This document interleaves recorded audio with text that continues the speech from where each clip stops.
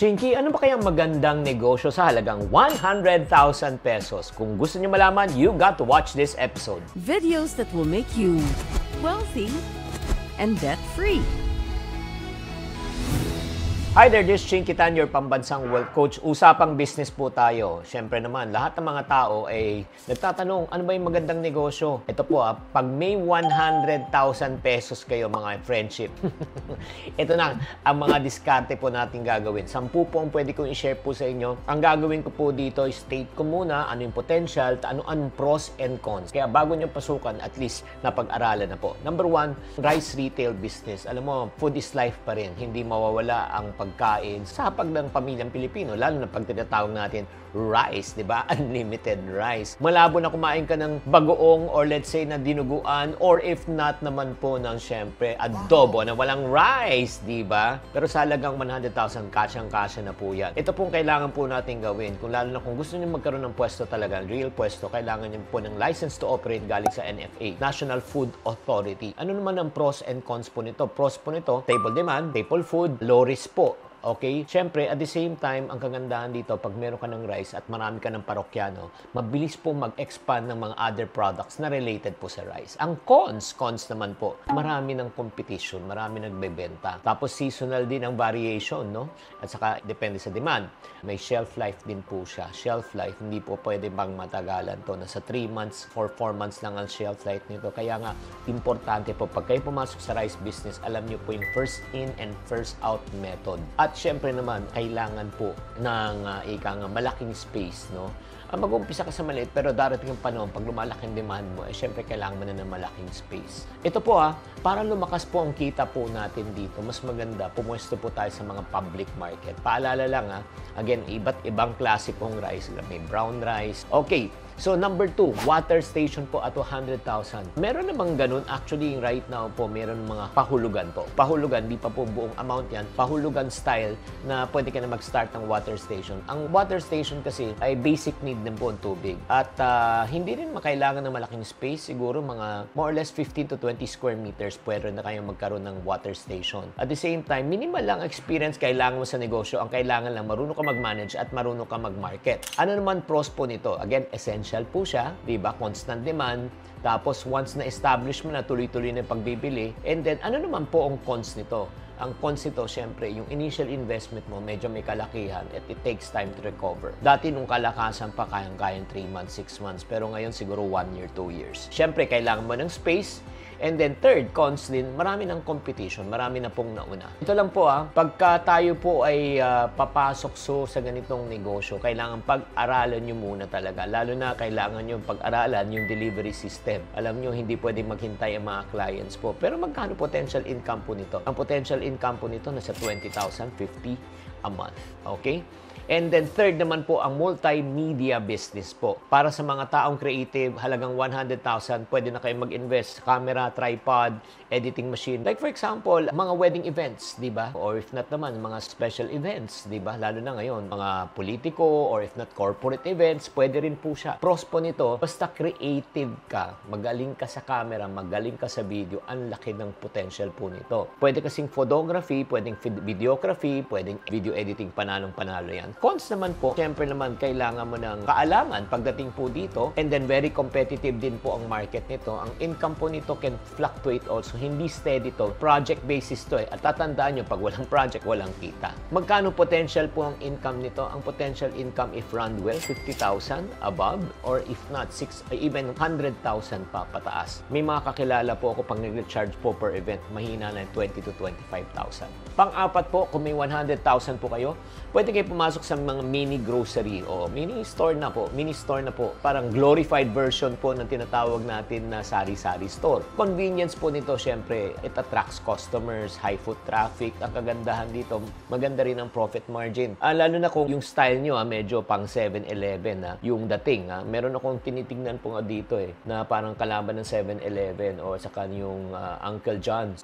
Kasi pag ganito, mataas po ang profit margin yan, nasa 20 to 30% 15% higher po. Ang cons naman nito, syempre, marami ng competition. And then, pangalawa, inventory management. Kailangan parati kang may stock. Isang cons din, yung nakaw. Diba? Yung mga maliliit na items, di ka pwedeng manakawan at makupitan. Sayang naman. Magkano potential income naman dito? Ang potential income nito, ranging po, nasa 20 to 30% po. Yung mga tinatawag nating mga stores na ganyan. Kung magkano benta nyo, per day or per month, kunin mo yung 20 to 30%. Yan ang pwede nyo kitain. Number 5 po, sa 100,000, bakery. Kung mahilig lang kayo mag-bake, magandang negosyo po rin yan. From cake, pastry, pandesal, pandekoko, di ba, Spanish bread. Ano naman pros po nito? Demand. Daily yan pagkain yan And then kung specialize ang cake mo, pwede for creativity. Maganda rin ang margins yan. Maganda ang margins sa mga ganitong cake especially nasa 50 to 100%. Ano namang cons? Siyempre, kailangan mo ng baking skills. Labor intensive to.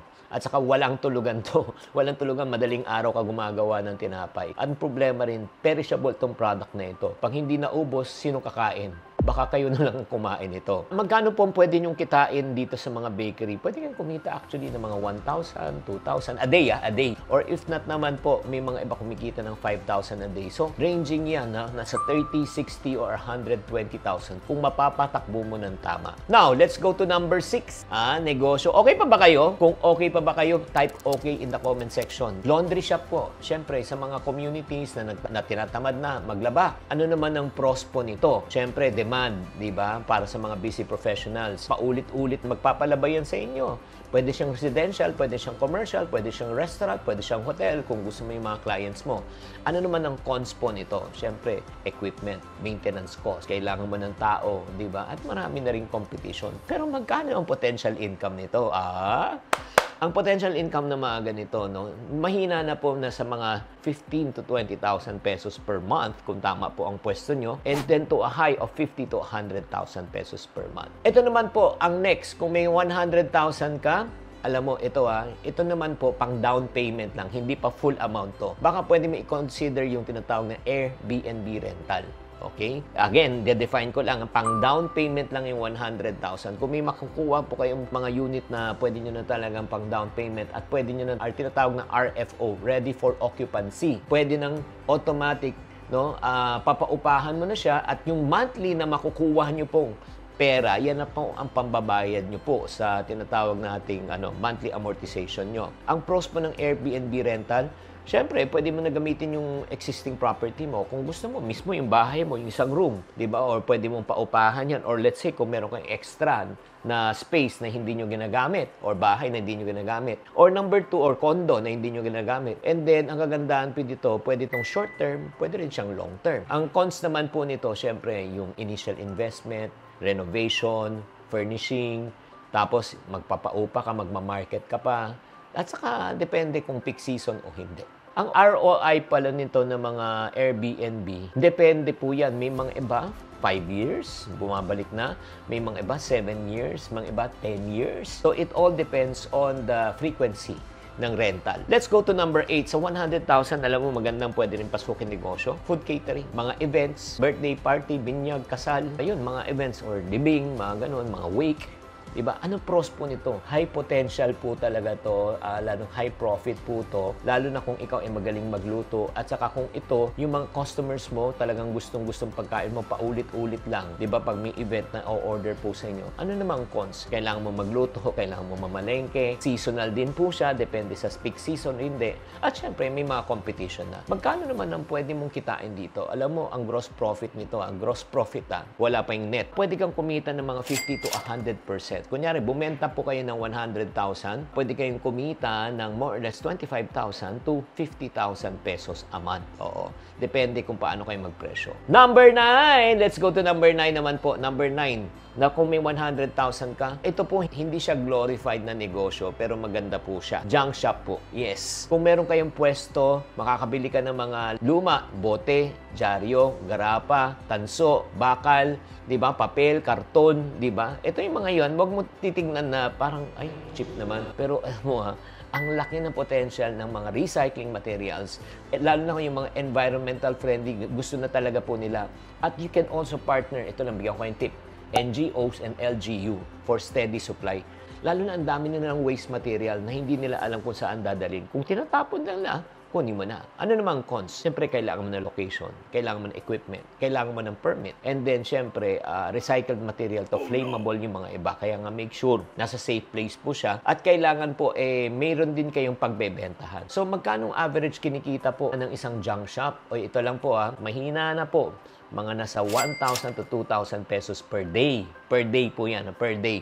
At pwede pang lumaki yan, lalo na kung nagkaroon ka ng tinatawag na supplies na talagang sobrang laki ang mga binibigay. Number 10, ang pinaka, kunyari may 100,000 ka, ako papasok na lang ako sa online freelancing. Ano online freelancing? Bibili ako ng computer, bibili ako ng laptop or anything that I can use at home and work from home, and I can do video editing, I can do graphics, I can do writing. Basta may maganda lang internet access. Alam mo, pros nito, flexibility, work from home, tapos ang daming opportunity, ang dami mong pwedeng client, mababa lang ang startup cost mo, baka less than 50,000, pwede nga mag-start. Ang cons naman, marami na rin nag-o-offer ng service. Number 2, irregular din po ang income. Kung wala kang client, wala ka rin income.